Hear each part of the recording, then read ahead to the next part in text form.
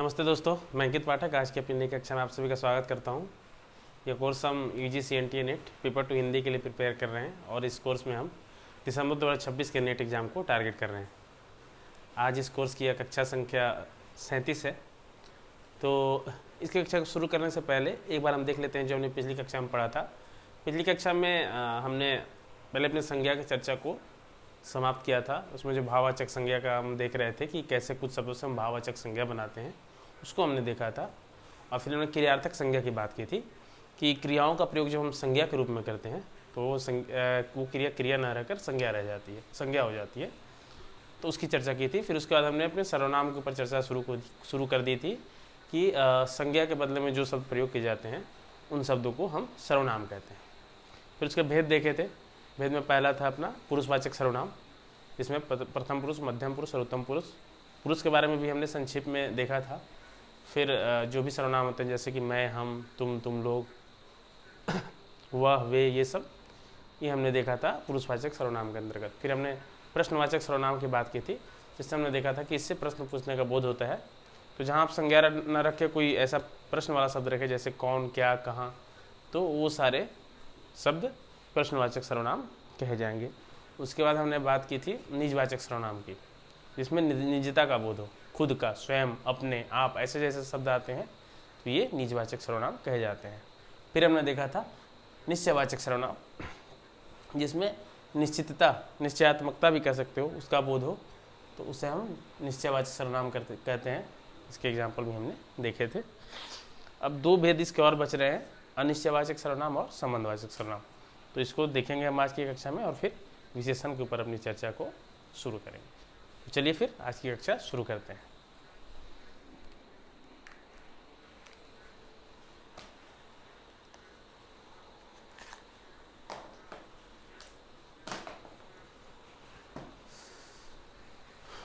तो इसका पांचवा भेद हो गया सर्वनाम का।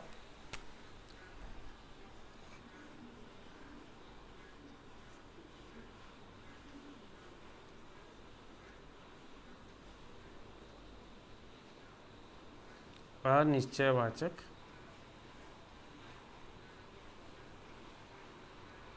सर्वनाम।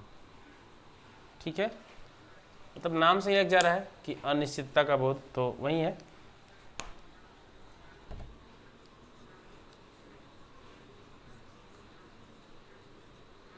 अनिश्चितता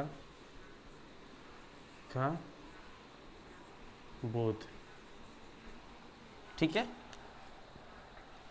जैसे इसमें कौन कैसे वर्ड आते हैं, कोई, कहीं, कुछ। ठीक है, मतलब जैसे यहाँ पे था ना कि सब फिक्स था कि यहीं, इसी ने, वहीं, तो यहाँ पे क्या रहेगा, कहीं, कोई, कुछ, इस तरह के शब्द। जैसे कोई आया है, मतलब ये पता नहीं कौन आया है लेकिन कोई आया है। अब कोई की जगह कोई शब्द रख के, संज्ञा वाला शब्द कोई नाम रख के देख लो, राम आया है, तो राम ना रख के कोई, तो ये शब्द क्या हो जाएगा, अनिश्चयवाचक सर्वनाम। जैसे कुछ खो गया है,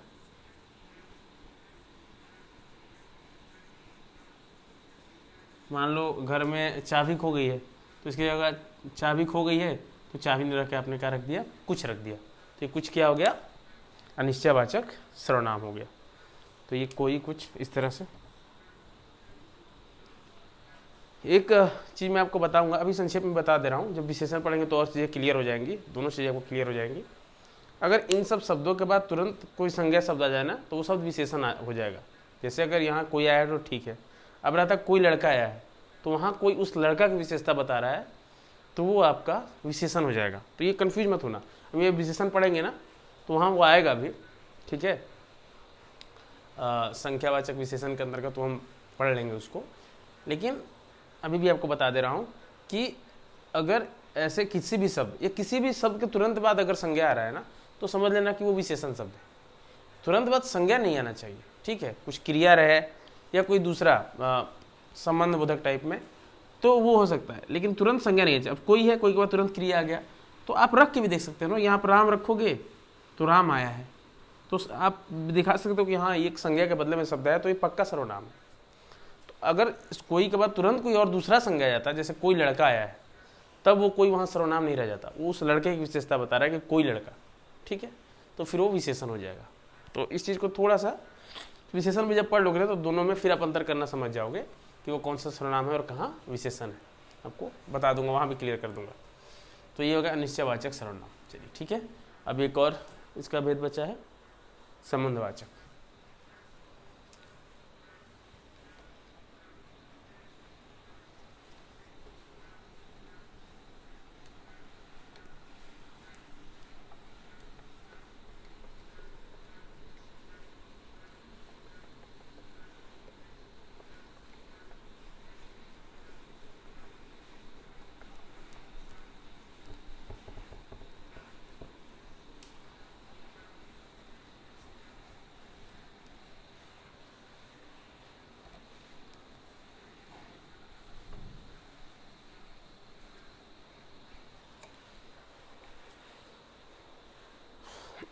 अंतिम भेद सर्वनाम का 6 नंबर,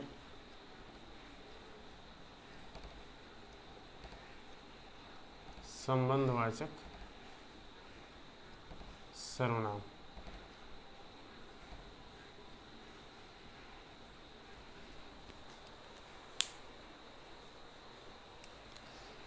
ठीक है, मतलब वही है कि संबंध बताएगा, और जनरली ये कहाँ होता है कि दो वाक्यों को जोड़ने में, ठीक है ना, संबंध का बोध रहता है,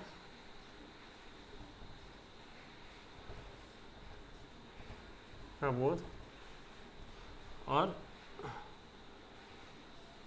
प्रायः दो वाक्यों को जोड़ने में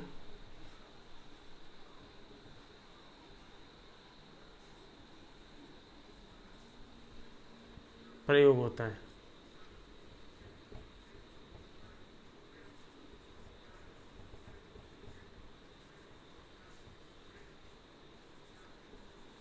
ठीक है, जैसे कि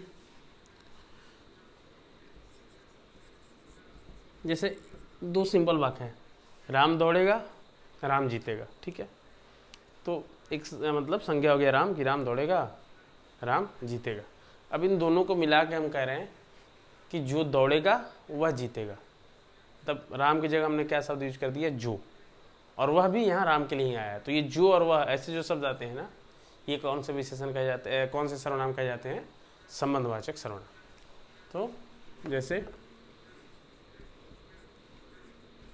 जो दौड़ेगा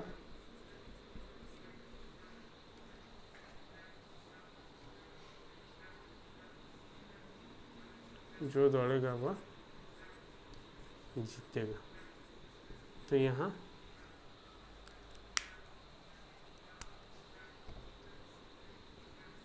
ठीक,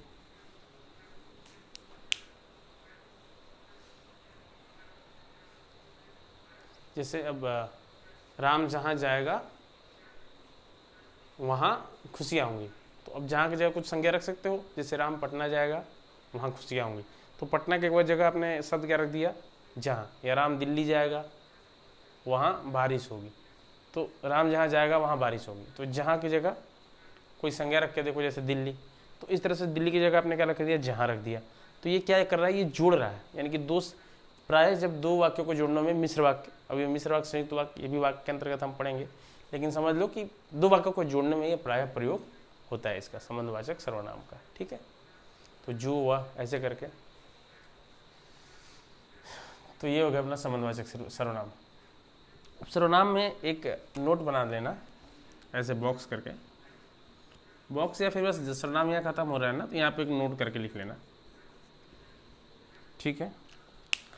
आप शब्द हमने देखा था कि आप ऐसे क्या है, एक मध्यम पुरुष में है ना, प्रथम पुरुष, मध्यम पुरुष और अन्य पुरुष, तो आप का एक प्रयोग हमने देखा था कि मध्यम पुरुष में होता है, एक वचन में आप या तुम, और बहुवचन में तुम लोग या आप लोग। एक आप हमने देखा कि निजवाचक सर्वनाम है, वह सारा काम आप ही करता है, मतलब अपने आप ही करता है, वहाँ भी था। एक आप का प्रयोग और देख लो, अन्य पुरुष के रूप में भी होता है, ठीक है।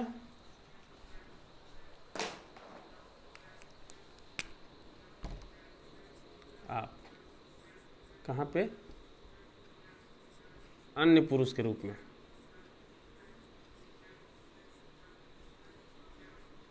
अन्य पुरुष के रूप में।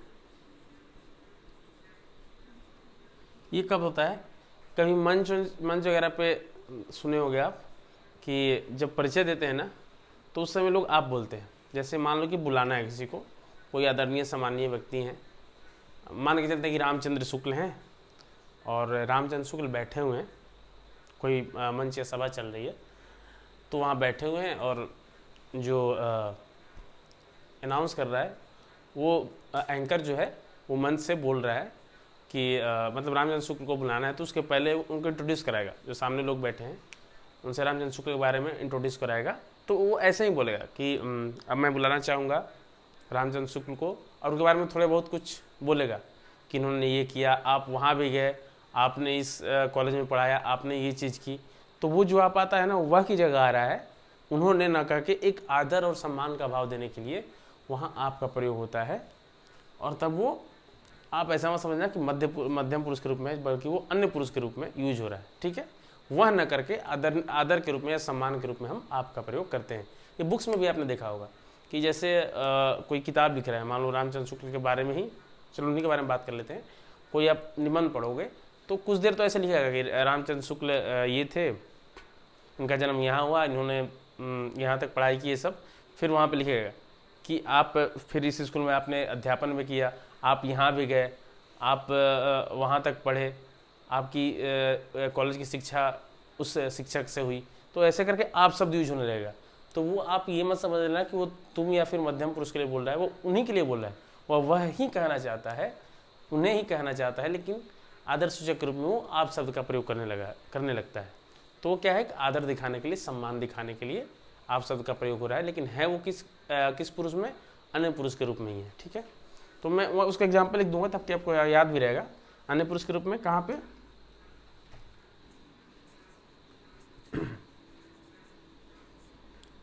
मंच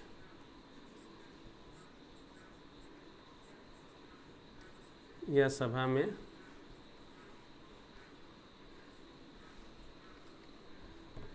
किसी का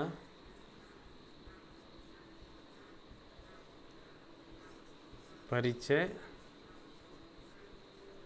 बताते हुए भी या सम्मान या आदर देने के लिए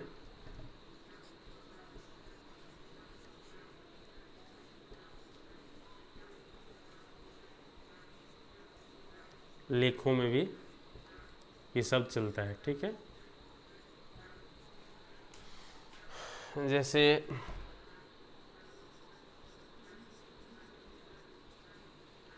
आप जैसे रामचंद्र शुक्ल के बारे में कुछ लिख रहे हो कि रामचंद्र शुक्ल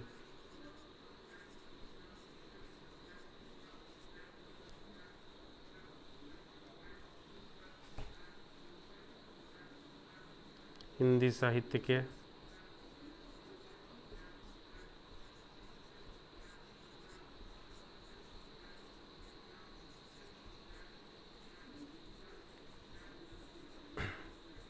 प्रमुख आलोचक थे।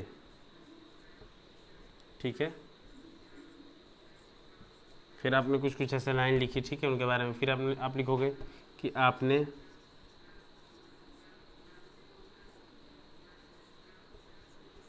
मिर्ज़ापुर के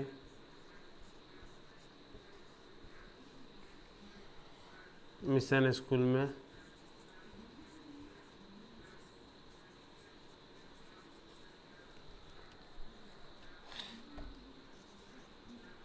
अध्यापन का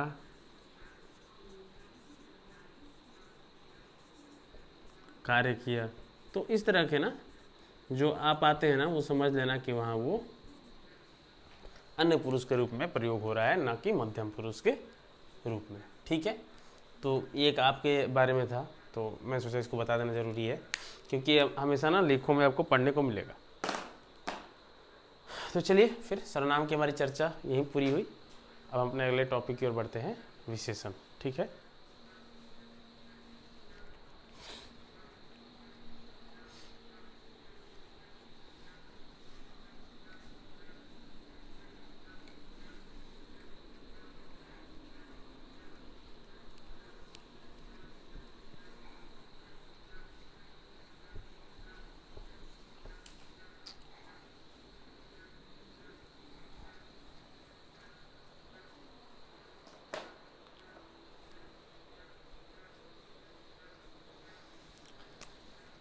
तो अंगा हो गया अपना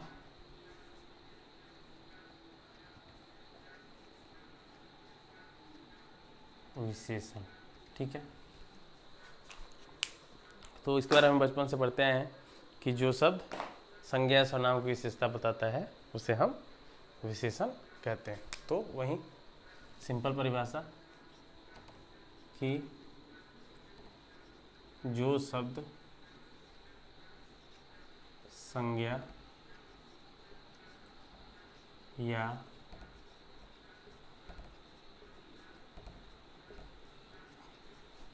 सर्वनाम की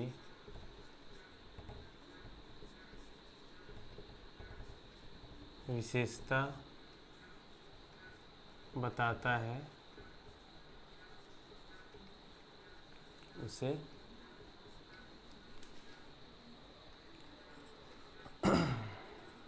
विशेषण कहते हैं। ठीक है, जैसे जो भी विशेषता, जैसे कलम है या काली कलम है, तो वहाँ जो काली हुआ वो विशेषण हो गया, कलम हो गया संज्ञा, उसकी विशेषता बता रहा है। जैसे राम लंबा है तो राम की विशेषता बता रहा है कि राम जो लड़का है वो कैसा है, वो लंबा है। ठीक है, तो इस तरह से जो भी शब्द होते हैं, तो एक शब्द और आ जाता है, इसको भी देख लेते हैं विशेष से। तो जिस शब्द की विशेषता बताई जाए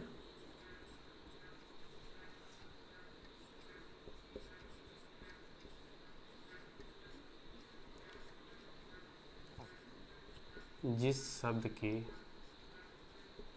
विशेषता बताई जाए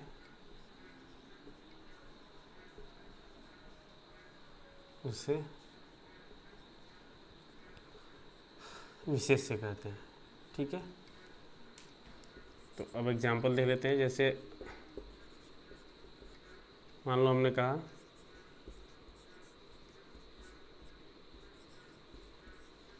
काला घोड़ा, तो यहाँ काला जो शब्द है ये घोड़े की विशेषता बता रहा है, तो ये अपना हो गया विशेषण।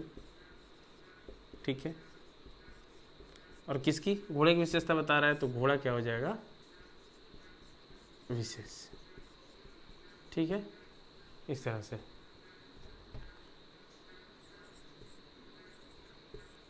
उजला पजामा, ठीक है, तो पजामा क्या हो गया, संज्ञा है, तो ये हो गया विशेष।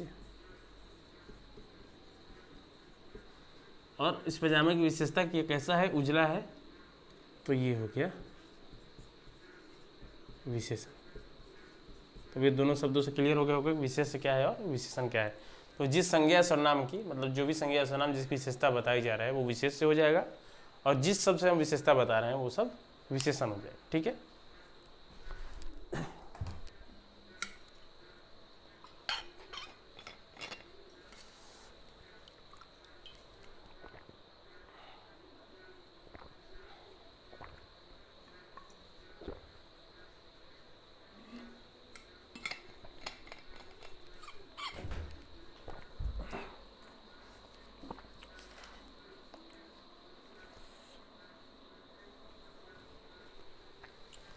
अब चलो भेद के ऊपर आते हैं, विशेषण के भेद।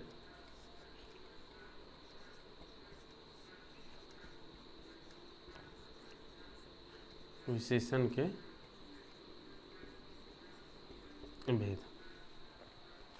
तो अलग अलग विद्वानों ने अलग चीज़ें मानी है। वासुदेवानंद प्रसाद जो मानते हैं वो ज़्यादा ही क्लियर है, तो उसी के हिसाब से हम देखेंगे। विशेषण के भेद जो हैं, 3 तरह के इसके भेद होते हैं। पहला गुणवाचक विशेषण,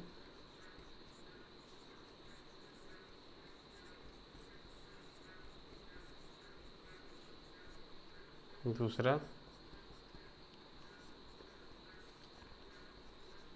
संख्यावाचक विशेषण, ठीक है, तीसरा सार्वनामिक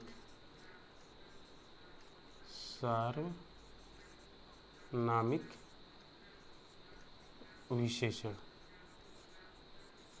ठीक है, सार्वनामिक। तो हमें हाँ ठीक है, सार्वनामिक विशेषण। तो ये 3 तरह के विशेषण होते हैं, गुणवाचक, संख्यावाचक और सार्वनामिक। अब इनमें कुछ कुछ भेद हैं, वो भी देख लेंगे हम, लेकिन मुख्य ये 3 ही हैं। ठीक है, तो चलिए इसको बारी बारी से देखते हैं।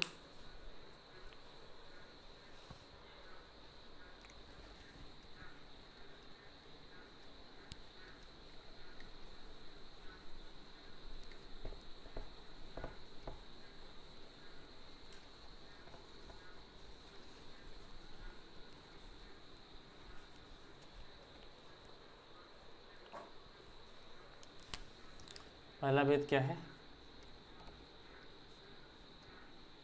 गुणवाचक विशेषण।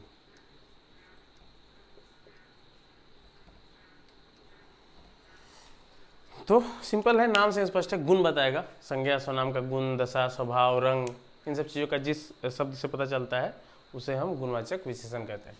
तो वही परिभाषा है कि जिस शब्द से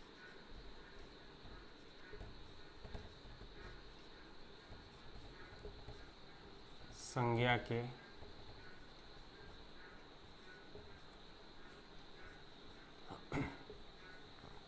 गुण, दशा, स्वभाव, रंग आदि का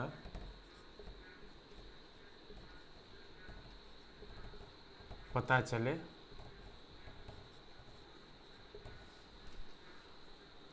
उसे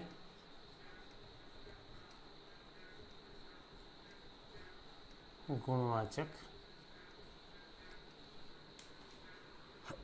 विशेषण कहते हैं। ठीक है,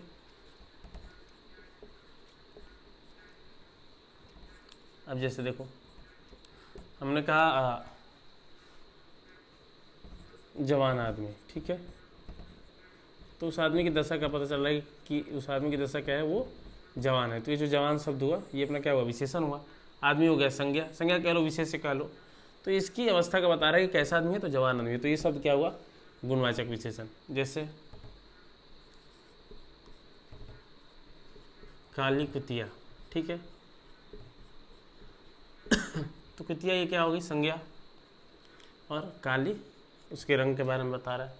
तो इस तरह से जो शब्द आते हैं वो गुणवाचक विशेषण कहे जाते हैं। ठीक है, तो देखो जैसे क्या क्या चीज़ बताता है ये,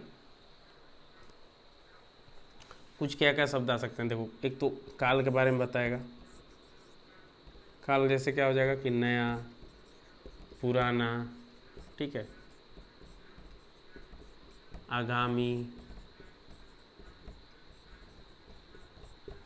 पिछला, ताजा, ये सब शब्द क्या आएंगे, गुणवाचक विशेषण के अंतर्गत आएंगे, जो क्या बता रहे हैं, काल के बारे में, समय के बारे में। ठीक है, ऐसे ही स्थान के बारे में कैसे बताएगा, कौन कौन से शब्द हो सकते हैं विशेषता बताने वाले, जैसे वीरान, ठीक है, सुनसान, सुनसान, ठीक है, उजाड़, बंजर, ठीक है, चिकना, ठीक है, सतही। क्या हो गया ना कि चिकना जगह है, ये तो जगह हो गया, वो हो गया संज्ञा, लेकिन कैसे उसकी विशेषता बता रहा है, तो चिकना। बंजर, जमीन, जमीन हो गया संज्ञा, कैसी जमीन, तो बंजर जमीन। तो ये स्थान सूचक हो गए, गुणवाचक में कैसा, स्थान बताने वाला। फिर जैसे हो सकता है रंग, रंग तो है ही, काला, लाल, ठीक है, काला, लाल, पीला, जो भी कह लो, इत्यादि। तो हरा, केसरिया, जो भी रंग हो गए, ये शब्द हो गए, जैसे मैंने बताया अभी, काली कुतिया। फिर जैसे आकार, आकार में जैसे क्या क्या हो जाएगा, चौड़ा, लंबा, ठीक है, सुडौल, ठीक है, गोल। तो ये शब्द क्या बता रहे हैं, किसी का आकार, ठीक है। जैसे आप कहोगे गुब्बारा, गोल गुब्बारा, तो गोल शब्द क्या हो गया, विशेषण हो गया, गुण ही बता रहा है, उसका आकार बता रहा है, गुण में उसका आकार बता रहा है। ऐसे ही दशा, तो जैसे दुबला, ठीक है, पतला, मोटा, ठीक है, बूढ़ा, जवान। तो ये सब शब्द क्या है, विशेषता बताने वाले शब्द हैं जो कि दशा के बारे में बताते हैं। तो इस तरह से आप अलग अलग वर्ग भी बना सकते हैं कि ये वर्ग हैं जो गुण ही बता रहे हैं किसी संज्ञा के। तो अगर देखोगे ना, तो विशेषणों में सबसे अधिक संख्या इसी विशेषण की, गुणवाचक विशेषण की। ये मैं कहीं लिख भी देता हूँ, कहाँ लिखूँ, यहाँ लिख दे रहा हूँ कि विशेषणों में, ऐसे स्टार करके लिख देना,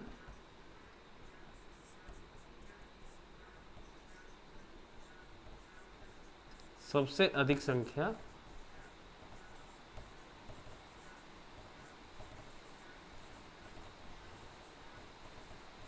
किसका है, तो गुणवाचक विशेषण का ही है, ठीक है ना। देख भी रहे हो लगभग लगभग तो इसी में हो ही जाता है सब कुछ। विशेषता बताने वाले अधिकतर सब जो है, जो भी विशेषण है, वो इसी वर्ग के अंतर्गत आ जाएंगे, गुणवाचक विशेषण के अंतर्गत, ठीक है। चलो, तो ये हो गया। अब अगला देखते हैं,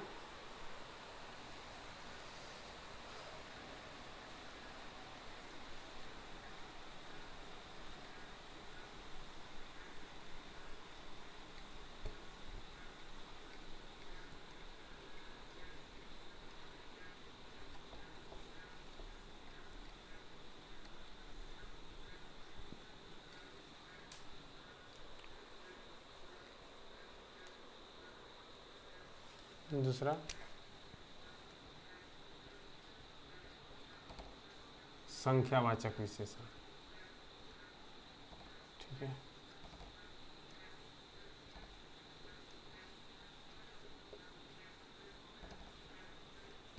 तो पता चल रहा है संख्या क्या, तो संख्या परिमाण का जो भी पता चले, तो जिस शब्द से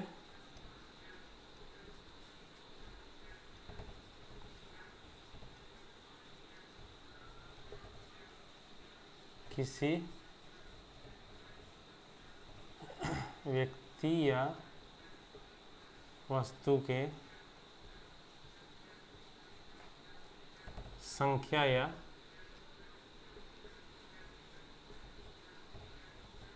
परिमाण का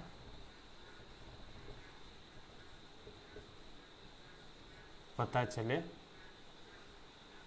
वो क्या है, संख्यावाचक विशेषण। अब इस संख्यावाचक विशेषण में सब कुछ आ जाएंगे। जैसे कलम है तो 5 कलम, तो ये 5 शब्द क्या हुआ, संख्या बता रहे, संख्यावाचक। कलम नहीं पता है कितने कलम है, तो कुछ कलम, ठीक है। परिमाण में जैसे क्या हो जाएगा, चावल है तो चावल का परिमाण बता दो, 5 किलो चावल, सेर भर चावल। तो इस तरह के जो शब्द होते हैं वो क्या होते हैं, संख्यावाचक विशेषण कहे जाते हैं। तो इनके 3 वर्ग हो जाते हैं, जैसे कि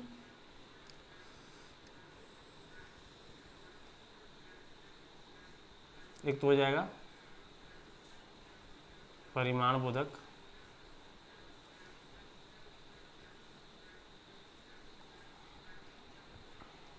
दूसरा अनिश्चित संख्यावाचक,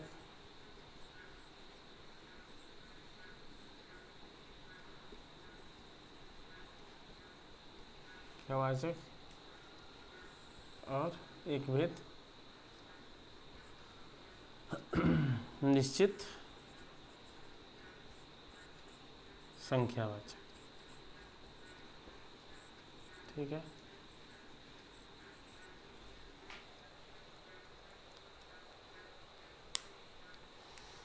तो जैसे मैंने अभी बताया ना, जैसे मान लो कलम है, कहोगे 5 कलम, तो निश्चित संख्या बता दिए कि 5 कलम, तो निश्चित संख्यावाचक। कलम बस कुछ दिख रहे हैं, कुछ कलम पड़े हैं, तो आप बोलोगे कुछ कलम, अब संख्या नहीं मालूम है, तो वो अनिश्चित संख्यावाचक। और परिमाण बोधक में क्या हो जाएगा कि परिमाण बता दो, ऐसी चीज़ जिसको गिन नहीं सकते हो, जैसे चावल हो गया, पानी हो गया, दूध हो गया, तो उनका कैसे बताओगे, जैसे 2 किलो दूध, सेर भर चावल, ठीक है। तो इस तरह के सब परिमाण बोधक में आ जाएंगे। तो इनको हम कल देख लेंगे, कुछ एग्जाम्पल दे देंगे, बस आप समझ लोगे। उसके बाद अपना एक रह जाएगा सार्वनामिक विशेषण। तो ठीक है, आज की कक्षा यही रहने देते हैं।